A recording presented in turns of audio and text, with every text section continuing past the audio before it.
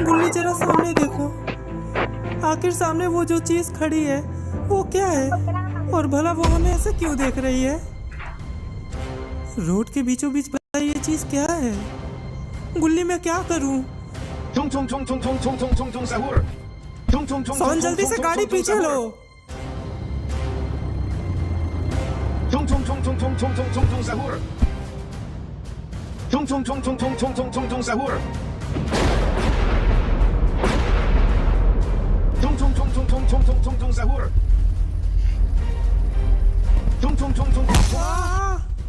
टुंगटुंग साउर के एक वार से ही इनकी जीप पलट जाती है और ये दोनों नीचे गिर के बेहोश हो जाते हैं। अगर सही समय पर इनकी आंखें ना खुली तो वो इन दोनों को मार डालेगा।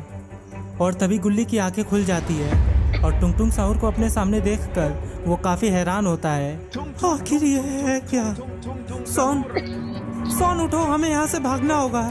हमारी जीप खराब हो गई है, अब हमें दौड़ के यहाँ से निकलना होगा। गुल्ली मुझे माफ करना, पर मैं अब यहाँ से भाग नहीं सकता हूँ। मेरे पैर में बहुत जोरों की चोट लगी है और मुझे नहीं लगता है कि अब मैं अच्छे से भाग पाऊंगा। और वैसे भी ये हमारे सामने जो भी चीज़ है, इसकी स्पीड देखकर तो मुझे ये लगता है कि अगर मेरा पैर सही भी होता तो भी मैं इससे भाग नहीं पाता। सोन देखो, मैं तुम्हें यहाँ पर अकेले मरता हुआ छोड़कर नहीं भागूंगा। थोड़ी सी हिम्मत करो और मेरे साथ चलो यहाँ से। गुल्ली पागल मत बनो, अब मैं नहीं बच सकता हूँ। मेरा पैर जख्मी है और अगर मैं तुम्हारे साथ गया तो मैं तुम पर बोझ बन जाऊंगा और मेरी वजह से तुम भी मारे जाओगे। नहीं सोन, ऐसा कुछ नहीं होगा, बस तुम कोशिश करके खड़े हो जाओ, हम लोग यहाँ से सही सलामत निकल जाएंगे।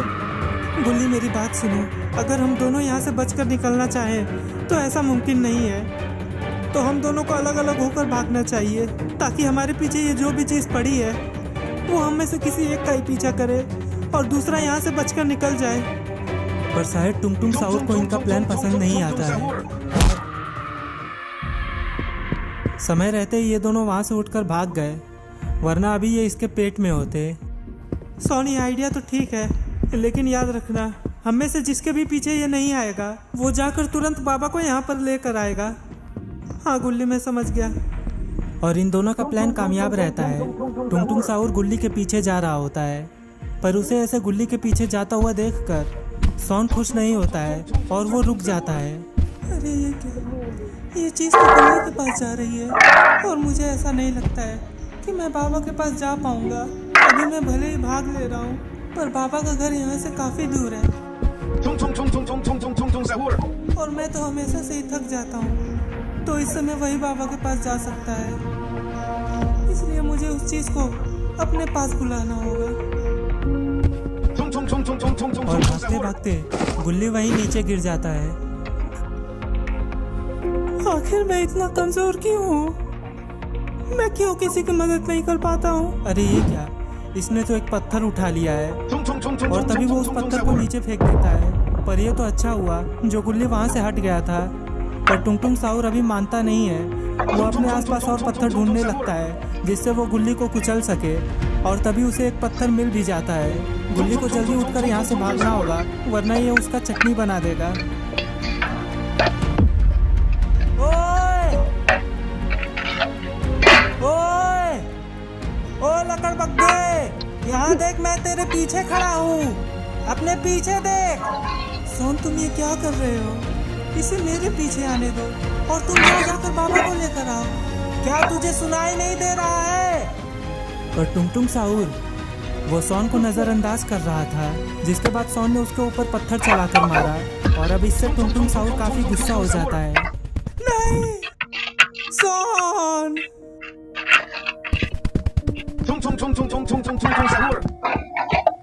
सोन, बस बचकर रहना, मैं तुम्हें बचाने जरूर आऊंगा।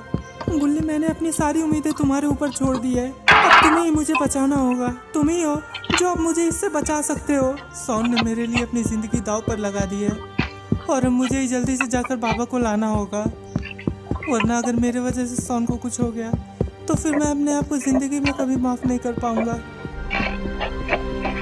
मैं काफी थक चुका हूँ, अब मुझसे भागा नहीं जा रहा है। आखिर ये क्या हो रहा है? क्या यही मेरा आखिरी समय है? सोन, अपनी जान लगाकर भागो। अगर मान लो ये हम में से किसी के पीछे भी आया तो हमें इससे बच कर रहना है और जितना हो सके इससे छुप कर रहना है, ताकि बाबा के आने तक ये हमारा कुछ ना कर पाए। और फिर आगे का संभालने के लिए बाबा तो है ही। हाँ गुल्ली, हाँ गुल्ली, मैं इतनी आसानी से नहीं मरूंगा। मैं अपनी आखिरी सांस तक इससे भागूंगा। इतनी आसानी से मैं मरने वाला। अचानक से टुंग टुंग साहुर ने सोन के ऊपर हमला कर दिया, जिससे वो जाकर पेड़ से टकराकर नीचे गिर जाता है और उसका सर फट जाता है, जिसके वजह से उसके सर से खून निकलने लगता है। सोन के ऊपर हमला करने के बाद टुंग टुंग साहुर ने उसे एक पेड़ के पास बैठा दिया था, जिसके बाद कुछ ही देर में उस पेड़ से 2 टहनियाँ निकलती हैं और वो टहनियाँ जाकर सोन से जुड़ जाती है, जिसके बाद वो पेड़ धीरे धीरे सोन की शक्तियाँ चूसने लगता है।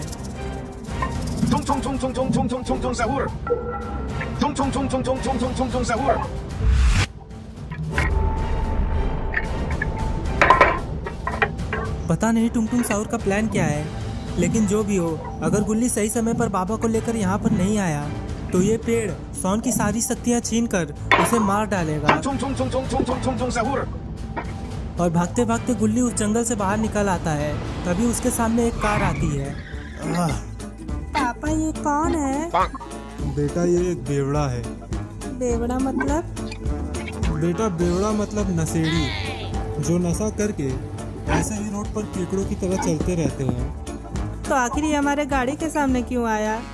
बेटा नशेड़ियों की ये पहचान होती है। अगर अभी मैं इससे पूछूं कि ये हमारा रास्ता रोक कर ऐसे खड़ा क्यों है, तो जरूर ये कोई ऊटपटांग सी जवाब देगा। जैसे जैसे ये बोलेगा कि इसके दोस्त के पीछे एक दानव पेड़ पड़ा हुआ है और इसे हमारी गाड़ी चाहिए ताकि ये जल्द से जल्द अपने दोस्त के पास मदद लेकर पहुंचे और उसे बचा सके। अच्छा, मतलब ये गाड़ी से पुलिस अंकल के पास जाएंगे? अरे नहीं बेटा, ऐसे नशेड़ी पुलिस के पास मदद लेने के लिए नहीं जाते हैं। देखना ये जरूर कुछ अजीब सा ही बात बोलेगा। जैसे ये बोलेगा कि इसे अपने बुढ़े बाबा के पास जाना है क्योंकि वो ही इन्हें बचा सकते हैं। देखो मैं इसे अभी पूछता हूँ, बस तुम देखते जाओ।